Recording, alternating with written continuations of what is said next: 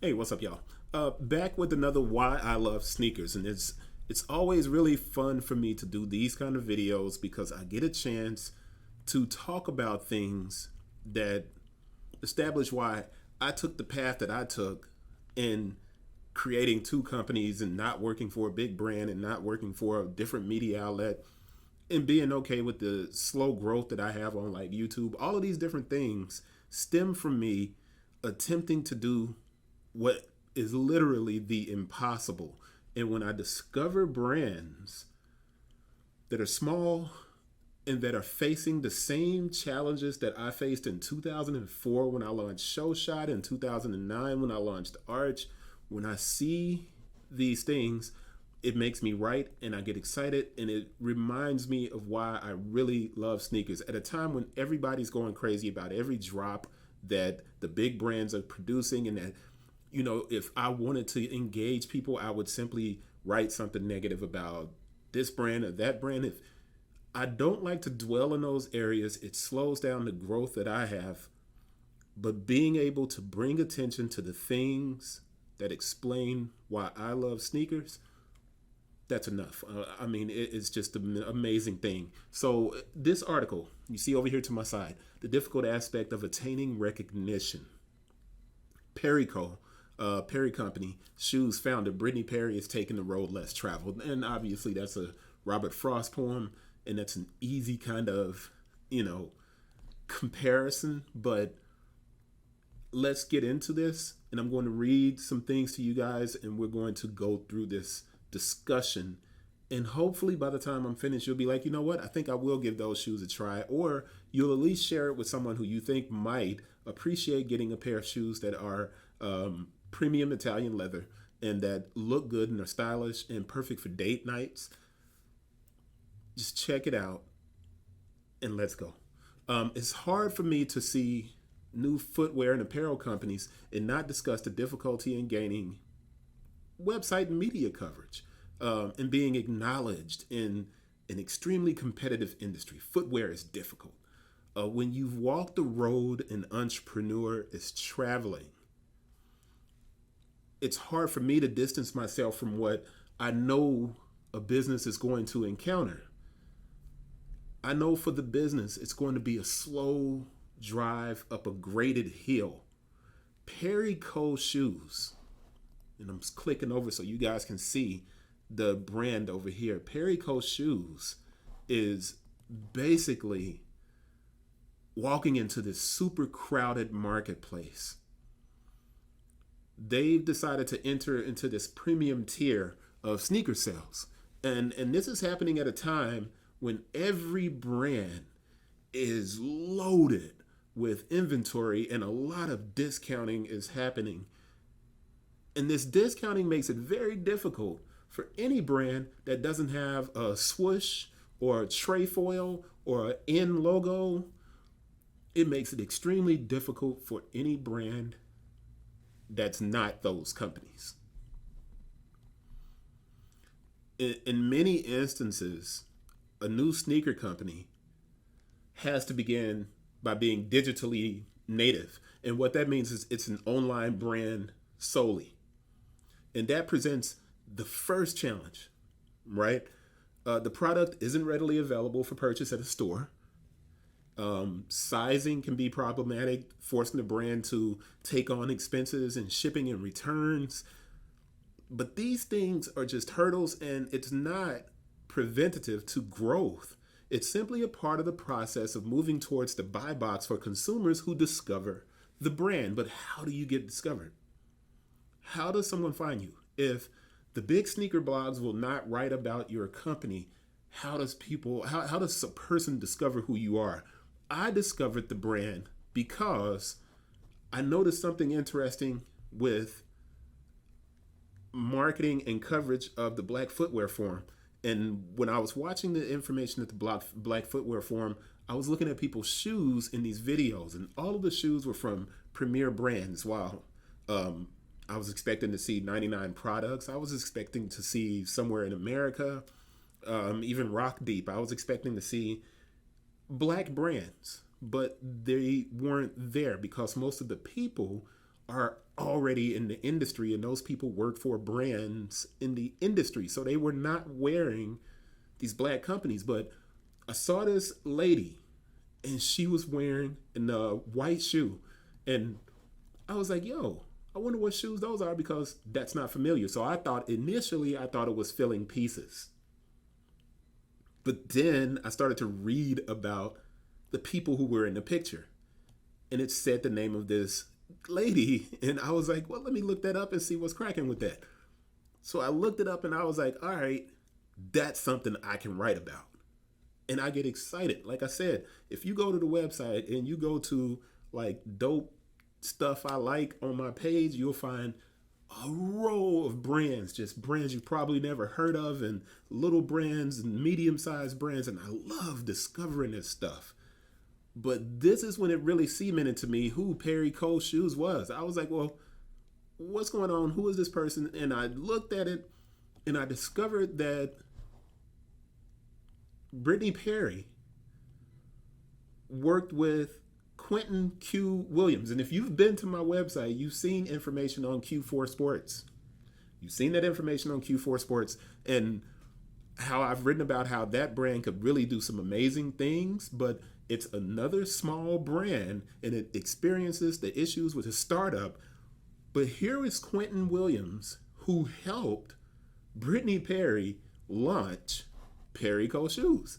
So there was this connective tissue, and I was like, dude, this is a really good story. Some people should hear it. Now, I know I don't get a lot of viewers on YouTube, but if I'm not creating this type of content, nobody will. So if I can get 60 people to see a video where I talk about this, that's important stuff. It's important. So you have a woman, a black woman. Now, I left this picture up here at the top, but that's Brittney. There's also a video I'm going to show you in a second. And this is a black woman who's doing what I did by starting her own brand. And she is reaching like super high. You know, she's making luxury footwear, premium Italian designed and crafted. And it's similar to companies like Koyo, right? And it's similar to Q4, and it's similar to Super Heroic, which was owned by Jason Maiden. But there's one thing that's completely different from what Brittney has done versus what these dudes have done. Brittney's bootstrapping. She's working full time. She went to school for marketing, so she doesn't have the fashion background that everybody else has. She's going through the workshops at Macy's, Target Advanced Design Program, and she's currently in the Vice Black program, Black Plus program. But let me tell you what happened with the men. So the white guys that founded Koyo, they got like a $2 million investment. Jason Maiden got a $2 million investment from Foot Locker. All of these dudes, even Q4 got an investor. Brittney doesn't have that. She's like me. She's isolated in this lonely journey. And she's working her butt off. And she has to go to these big events like the Black Footwear Forum. And she has to fight for kind of recognition and take pictures with these people that she admires and recognize that nobody's wearing her kicks except for her. And I don't care who you are, man. It's a frustrating process to have to do that. I don't want to make this post about Brittney's journey as a woman, but that discussion is unavoidable. There are these celebrations of women who work at these major brands. So like at the Black Footwear Forum, all of these black women were celebrated, and they work at these major brands. They work at these major sneaker media companies or marketing companies.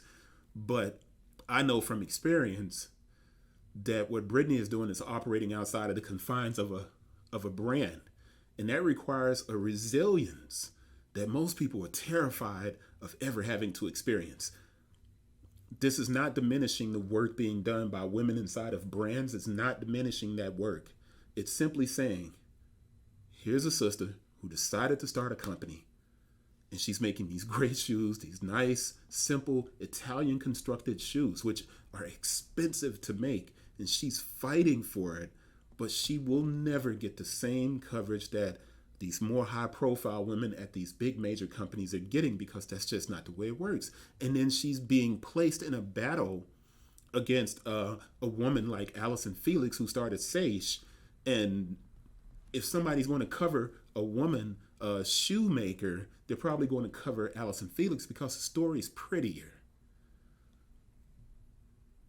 This isn't like these guys who have gotten these big investments. It's not like a black-owned brand like somewhere in America where you get featured on inside the NBA with Shaq and your company just takes off like a rocket. There's not this opportunity for Brittney. So for me to shine this light, it's not going to blow her up. It's simply going to introduce maybe 5 or 6 new people to what she's doing, and that's what I want to happen. Brittney is doing the dirty, difficult, lonely job that she made a decision to take on. So there's no sympathy here. There's no sympathy. You make a decision to dive into these waters, you're going to have to fight. And it's a struggle and it's hard. Her reality is cemented in attending those celebrations like the Black Footwear Forum and watching every person in attendance walk by rocking sneakers made by companies with founders who are white men, and noticing that the 2 black-owned footwear companies that are there in attendance, Jeff Henderson's 99 products and Brittney's Perry company shoes, seeing that nobody really cares or seems to really care about those businesses. The struggle for Brittney is being tough enough to wear her shoes in a room full of people who have fought to be accepted by an industry that was closed off to black folks for so long. But now it's those same black people that kind of gate, and they only let in a few people at a time. How do you knock down the walls in your own community?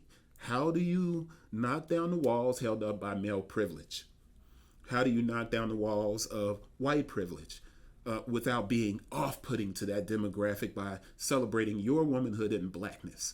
How do you knock down the walls and build a new house when the people don't know who you are and they have so many options?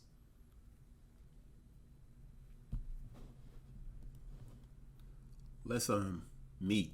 Indianapolis, there were not many footwear stores or boutiques like there are in Chicago. So when I would go to the mall, we only had Finish Line and Foot Locker. And you go in there and you go to the women's section, it's just a very small section of shoes.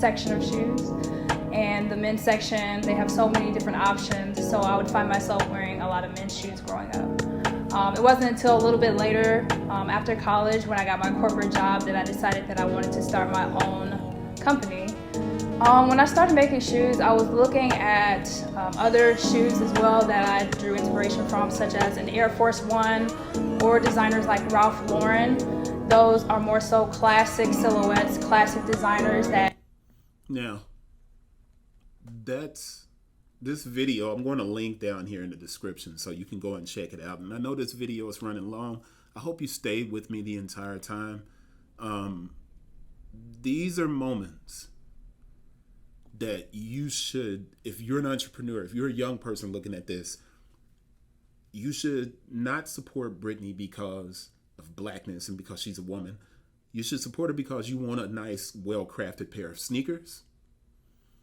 And you should understand that when you decide to break bread with fellow entrepreneurs, it empowers us. It gives us that extra little bit of fuel we need to keep fighting, because this is an incredibly difficult business.